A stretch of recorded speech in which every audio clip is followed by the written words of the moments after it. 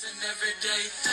It's an everyday thing. It's an everyday thing when you let your nuts hang. I don't know why I thought that I was exempt from all the stuff these stylists be putting people through in Houston, Texas, but I'm not.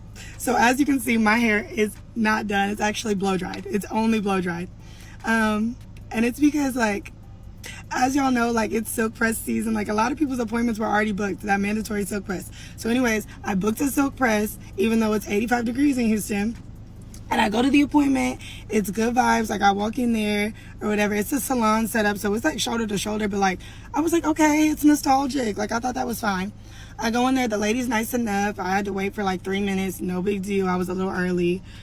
She takes me to the bowl. She's talking to me. Conversation is cool. But I do notice she's like scrubbing.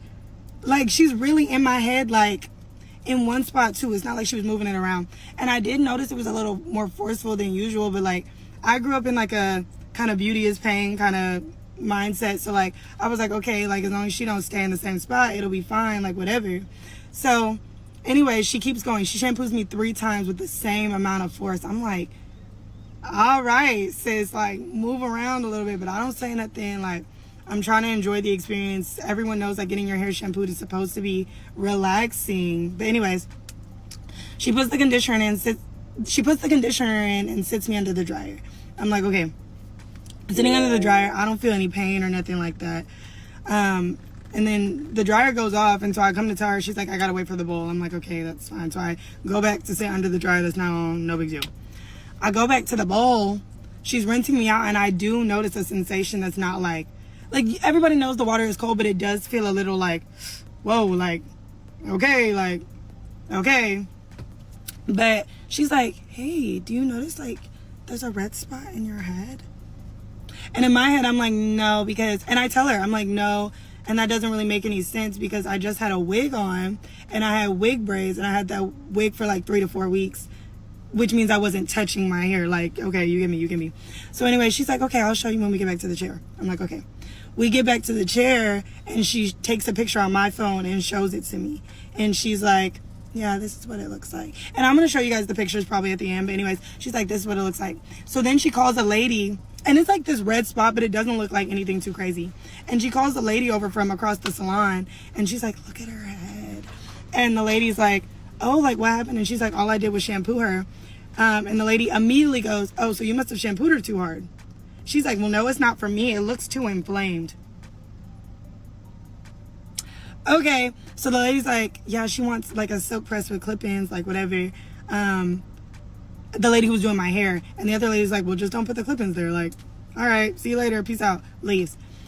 So then she blow dries me, and like the blow dry did look even better than this when I left, but like she blow dries me like I'm about to get a silk press. And I still wasn't feeling any pain at this moment. And then after she finished blow drying, she's like kind of digging in my head. She asked me what kind of part I want. That's why this part is here. And she's like, she starts making noises like super passive, not passive aggressive. And she's like, oh. But I ignore her because if you're not talking to me, you're not talking to me. Like, I can tell she's trying to get my attention, but at the end of the day, say what you need to say. So I ignore her. Then she calls over the lady next to her. The lady comes over and she's like, oh, you can't service her. Mind you, they're talking about my head. They're talking about my head, but nobody's talking to me. So then the lady's like, the other lady leaves, and she's like, yeah, it just keeps bleeding, so like I can't do your hair. Mind you, keep bleeding is crazy because the original picture, it wasn't bleeding. Also, mind you, I came in with a healthy set of hair. No damage, no nothing like that. So like, for it to even be a thing is already crazy. So I'm sitting there and I don't answer her. And she's like, did you hear me? And I did, but I was trying to be so respectful. So I'm trying to think through everything to myself. Because one, we're in a salon culture. There's a lot of people here. There's children getting their hair done. Like, I would have gained nothing by causing a scene, right? So I'm sitting here and I'm like, okay. So then, I get my wallet, because at this point you said you can't do my hair. So I'm about to like get up, because there was no interaction that would have been respectful and like would have got her to change her mind. That's what I was telling myself in my head. So anyways, that happens, and then I'm like, well, do you want me to pay you, I guess, for washing my hair? She's like, well, you paid a deposit, baby, just go about your way. Right. So anyways, I get in the mirror, I do this to my head, and I walk out, and everyone's staring at me, and I can tell it's uncomfortable because I'm walking out with a blow-dried head of hair. So anyways, I get in the car, I'm about to cry. I call my mom. I'm like, Mom, this is what happened, yada, yada, boom. She's like, give me the number, I'll call them. She calls them, and she's like, hey, like, this is the situation. What are y'all going to do for my baby? And they're like, well, truthfully, we cannot do anything because there is an open wound on her head. Like, we cannot help her. And my mom's like, okay, but what is she going to get from this? Like, it can't just be like, go about your way. Like, so they're like, well, the lady who did her hair stepped out to lunch, but I'm going to call her, or I'm going to talk to her, and then we're going to call you back. Mind you, they still haven't called my mama back. This all happened about an hour ago. So they still haven't called my mama back. I told my mom, I said, you need to call them if they don't call you back. She said, oh, trust me, I know. So anyways, also the lady on the phone was like, but tell that baby to get some Neosporin. And that's what really blew me because, sure, thanks for the tip.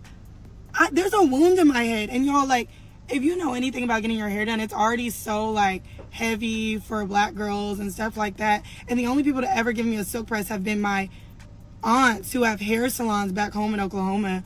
So it's like I'm already, like, stepping out of my way to let someone give me a silk press, which is already so intimate, because we all know the wig girls just braid your hair down. So, like, there's nothing intimate about that. Like, you can't really do me wrong when you braid my hair. Like, not for real.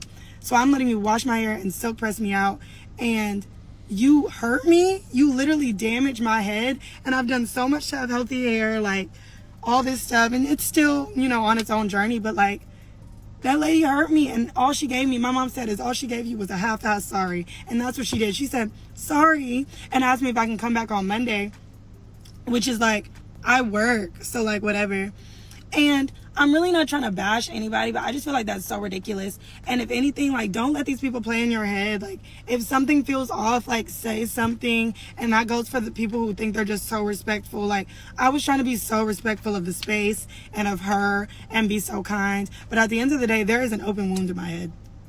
So all I can say, y'all, is be careful when you're going to get your hair done. Like, do your research. That's what I thought I did, child, but do your research. And if something feels off, don't let them people play in your head. So I guess I just want to have my hair done for a week, and that's a long time for me. So while my head heals, but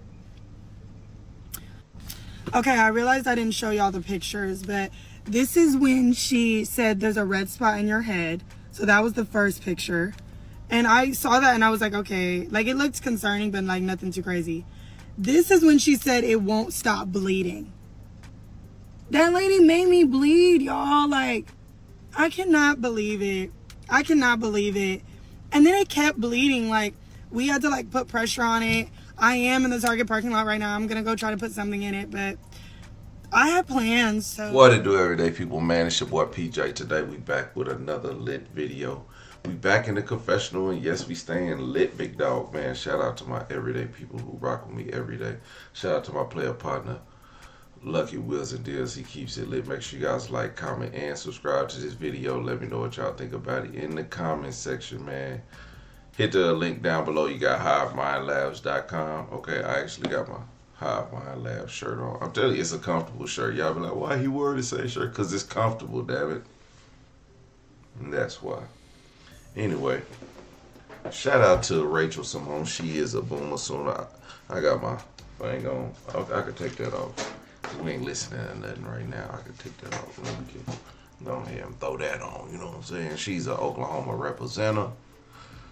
So, and she's also a fan of the Oklahoma Sooners, even though we getting our butts whooped this year. Anyway, let's get into the video. Now, let me say, she was washing her hair like your mama back in the day. Your mama don't care. When your mama do your hair, she don't care about your neck. She don't care about your, you know, she don't care if you got something to do later on. She whipping you around, drowning you under the water. I can't breathe. You know, when you be trying to wash your kids' hair in the bathtub and they jump around like that. That's how your mama do you, boy. They just don't care. She was having a flashback of washing her kids' hair. You know, you gotta grab them by the neck down there, put them in a chokehold, and wash their hair and all this. One time, a thermometer busted my little sister's head, and you know, thermometers got mercury in it, and that stuff is poison, and you gotta wash it out. Boy, I swear my mom was drowning my sister. I was like, that ain't how you supposed to do it. But anyway, she in there roughhousing this woman's hair and make it start bleeding. I believe she did that. I don't believe for 1 second that that woman didn't make her head bleed. That's kind of crazy. People in the comments talking about, I love your raspy voice. No, you don't. Her voice is like that, seriously. Like, she needs some tea. Shout out to Rachel Simone. But, girl, get you some tea. You know what I'm saying? Like, I don't know. I like raspy voices, you know, but, like, not like, you know, hers just sound like she been yelling at somebody all day. But that's just her voice. It's like that in every video. So, don't ask her to sing, because, woo-wee. The singing is probably not in her bio. But shout out to her though. Yeah, man, I could tell you about an experience that I had with a barber, man. Shoot, one time I got a ringworm and in my head right after I got a haircut. And I was like, yo, this is crazy. And this is about the time I was getting my haircut, you know, 2-3 times a week, you know what I'm saying? Your boy was out there styling and wilding. But haircuts was cheap too, so it wasn't like I was going to a professional. I mean, I was going to a professional, but I was just going up the street getting my haircut. And I think haircuts was like $10, $12. And I got my haircut, and the next day I had something on my neck. I didn't know what it was. I don't think I ever had a ringworm as an adult at this time. So I was just like, that shit itch.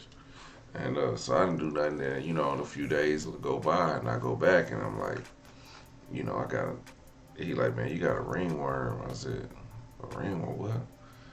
I ain't had one of them in a minute. I said, is that what that is? I felt something, but I was like, man, it came up right after I came and got my haircut. Like, you know, we've been cutting hairs with people with ringworms in it. But anyway, so we had to stop, man. You know what I'm saying? I had to go get me some Blue Star ointment and put it on for the next few days. And so I was looking crazy till I came and got another haircut. So it is what it is.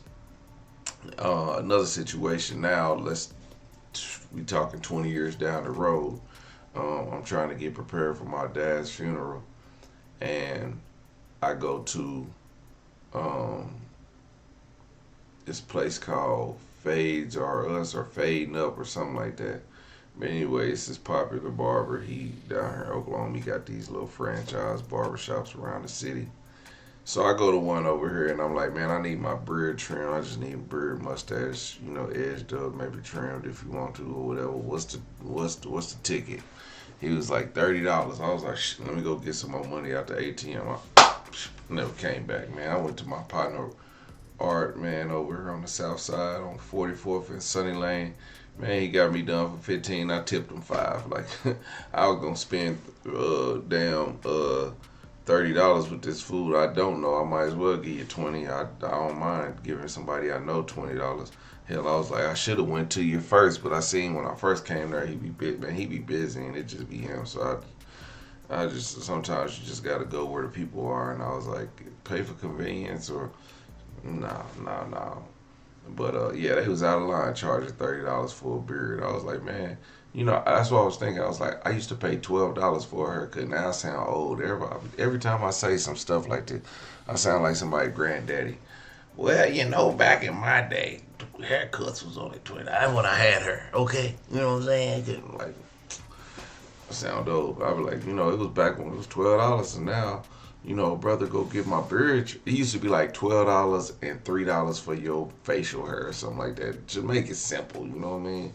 It wasn't nothing, you know, or $10 and $5 for your facial hair. And I always been, me going, I ain't had nothing but the beard down here. I only had this part. I didn't have like all this. So now to go in there and this nigga charging $30 for just a beard, and you like, bro, I said, man, this is what I did say. I said, you gonna wash and shampoo it too? Like, what come with that $30? You just think you finna cut me for $30 and think I'm finna be it? No, bro, I want the full experience. Oh, that'll be much, man. Shut up. All right. I'll be right back going to ATM. I didn't come back. Ain't nobody coming back for no $30 haircut, and you not washing my hair, big dog. Like, that's crazy. That's crazy. Like, the services, man, some of these people. I think that lady just didn't want to do your hair. I don't think you know how people just have a vibe with people, and like you go get some service done with somebody and they just got a stank attitude. I think that's what she was giving off to you. And like you said, they was talking to you or they was talking about you but wasn't talking to you. It would have been respectful to just be like, hey man, we got an issue. Like I'm gonna bring this up to my coworkers so we can kind of figure out what we need to do. And we'll go from there. So if she was talking to her and making sense of the situation, it could have been handled differently. And then a young woman over here, you could tell how young she is because she called her mama immediately. To call your mama in a situation like this is real as it can get. Mom, I don't know what to do. Mom, like, you know what, baby, don't even trip. I'm finna call on her right now, and make some shape. Mama got her to come back on Monday. But yeah, that's crazy because somebody young and inexperienced, they just gonna get over. Imagine if she didn't have a mom or someone to call. She would just have a bad experience, and that kind of messes with people when they have bad experiences like that. But anyway, let me know in the comment section if y'all had a situation like this with a hairstylist or a barber or something like that they just did some faulty stuff while combing your or cutting or braiding your hair or something like that. Everyday people, let me know what y'all think in the comment section. Like, comment, and subscribe. I'm gonna holler at you later. Peace.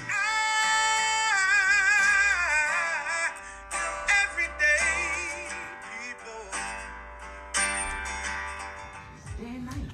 For some women, it can start working in as fast as 1 week.